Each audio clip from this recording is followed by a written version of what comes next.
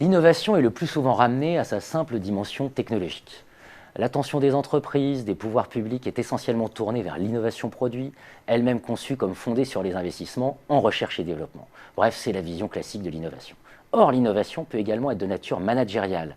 Il est même possible de considérer avec Gary Hamel que la principale révolution qui a caractérisé le XXe siècle est une révolution dans le domaine du management. Au sein des entreprises, les dirigeants et les managers ont su constamment inventer de nouvelles pratiques, de nouvelles méthodes, de nouveaux outils de décision, de nouvelles façons d'organiser le travail. Ce sont autant d'innovations qui créent de la valeur pour l'entreprise et la société. C'est pour cette raison que la Revue française de gestion a décidé de confier la rédaction d'un dossier spécial sur le thème de l'innovation managériale à Frédéric Leroy et à certains de ses co-auteurs. Frédéric Leroy, bonjour. Bonjour. Alors, l'innovation managériale, grand oublié de l'innovation. Vous pouvez nous en dire deux mots? Si on se replace dans le contexte du XXe siècle, ou même de la modernité, on est dans un contexte techniciste, technologique, où on va avoir du progrès par innovation dans le domaine technologique. Ouais. Donc, il y a une prééminence, disons, des sciences dures sur les sciences molles dans cette idée de progrès. Avec la figure de l'ingénieur et du chercheur en R&D dans l'entreprise. Et cette vision est encore plus forte en France, puisqu'en France, les écoles d'ingénieurs formaient les élites, les futurs dirigeants, et il valait mieux être bon dans la résistance des matériaux que dans la connaissance des techniques managériales qui pouvaient s'apprendre un peu sur le tas. Donc on a beaucoup sous-estimé l'importance du management, des outils de management, de l'innovation dans le domaine des outils de management, dans la réussite de l'entreprise. Et c'est d'autant plus vrai qu'une innovation technologique, on peut la faire sous forme de brevet. Il y a une capacité à l'écrire, à la rédiger, à la rendre formelle, alors qu'une innovation managériale est beaucoup plus informelle, beaucoup plus tacite. Elle est un progrès du quotidien et elle va se diffuser souvent sous une forme sociologique, c'est-à-dire avec des phénomènes d'imitation, d'essai, de réussite. Et donc il est moins facile de définir précisément ce que c'est une innovation managériale et ses conditions, la façon dont elle est adoptée par une entreprise. Par contre, quand on fait le bilan sur le XXe siècle, comme le fait Gary Hamel, on peut dire que les progrès dans le management expliquent en grande partie la création de richesses du XXe siècle. Alors concrètement, qu'est-ce que ça change de penser l'innovation managériale? Quelles implications, que faut-il changer dans notre manière d'appréhender le problème de l'innovation? La création de valeur aujourd'hui, c'est beaucoup moins la création de valeur matérielle. C'est-à-dire qu'on a des investissements en R&D qui ne donnent pas forcément le même rendement que quand on a créé pour la première fois un labo de R&D au XIXe siècle, chez General Electric. Donc on a de plus en plus, par contre, une valeur qui est créée sur l'immatériel, ce qu'on appelle l'économie de la connaissance.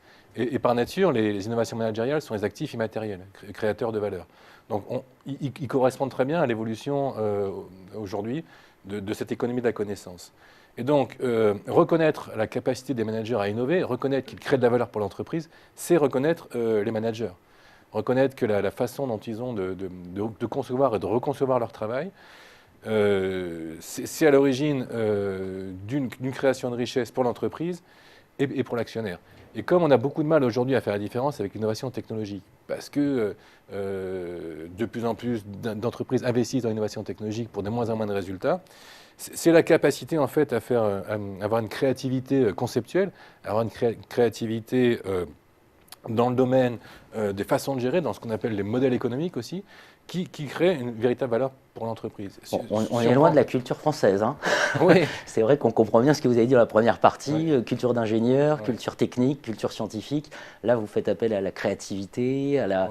Voilà, on est... Alors, donc, concrètement, il y a des risques nouveaux, des enjeux stratégiques nouveaux, des... Eh bien, c'est-à-dire que jusqu'à présent, les managers étaient vus comme des gens qui étaient plutôt dans l'administration, c'est-à-dire qu'il s'agissait de reproduire des règles de façon rigoureuse.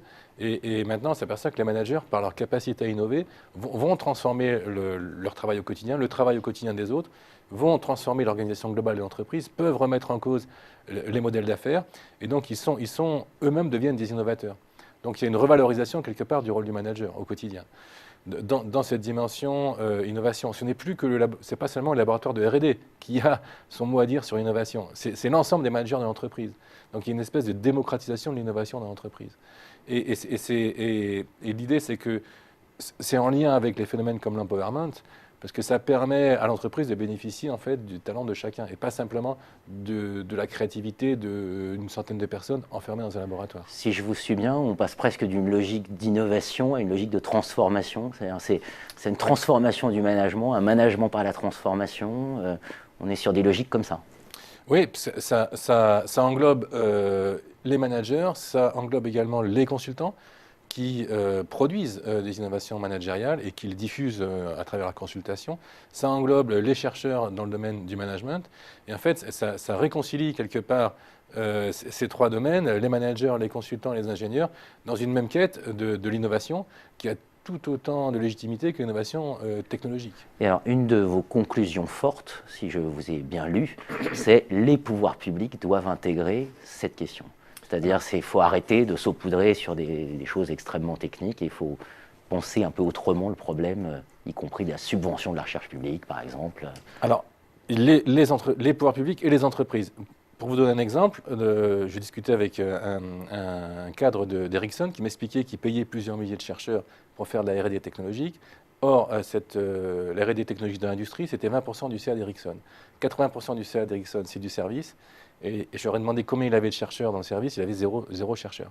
C'est-à-dire que là où il y a la création de valeur aujourd'hui dans l'immatériel et dans le service, il y a zéro effort de recherche qui est fait.